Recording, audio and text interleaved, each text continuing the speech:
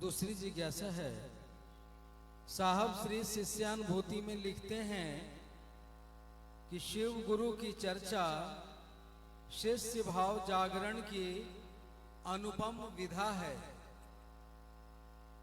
कृपया विस्तार से थोड़ा समझाने की कृपा करें। शिव गुरु की चर्चा शिष्य भाव जागरण की अनुपम विधा है। अभी सुबह में भी कुछ गुरु भाई गुरु बहन से भेंट हुई और कल शाम में भी। कितनी अनुभूतियां हैं हमारे जीवन में, अनंत। कोई कहता है कि हम महादेव का एहसास करते हैं, महसूस करते हैं। कोई कहता है कि मैंने साहब को देखा, उन्होंने मुझसे कहा और उन्होंने कहा कि एकदम में सो गया क्या। एक गुरु भाई कहे कि कहा उन्होंने मेरे ध्यान में, मेरे सपने में कि एकदम सो गया है क्या, जगेगा नहीं। देखिए ये क्या हो रहा है। यानी कि हमारा मन जहां भी थोड़ा कम होता है, शब्द की मार से वो गुरु जगाते हैं। शब्दन मार जगाए दियो रे, शब्द की मार से वो जगा देते हैं। ये हो क्या रहा है। और शिव की चर्चा गुरु भाव जागरण का, गुरु के लिए शिष्य भाव जागरण का की अद्भुत प्रक्रिया है। जब भी हम किसी को रोकते हैं, एक अनजान व्यक्ति को रोक के कहते हैं कि सुनिए ना, आपने शिव को गुरु बनाया है, और वो रुक जाता है, आपकी बात सुनता है। सुनता ही नहीं है, आपकी बात सुनकर शिव को गुरु बना भी लेता है।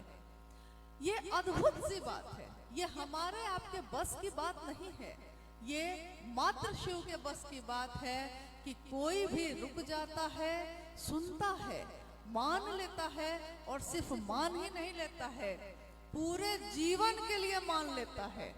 जिस चीज को आप एकदम सामान्य समझते हैं, जिस काम को आप बहुत साधारण समझते हैं, उसके परिणाम विस्मय पैदा करते हैं। कैसे होता है कि कैसे कोई व्यक्ति पूरे जीवन में अपने शिव को गुरु बना लेता है। आपकी हमारी औकात क्या है, हमारी बिसात क्या है, हम क्या जानते हैं तब भी। और वो बनाता ही नहीं है, वो इस काम में चल पड़ता है, चला जा रहा है। यानी उसके अंदर सोए हुए शिव को किसी ने जगा दिया।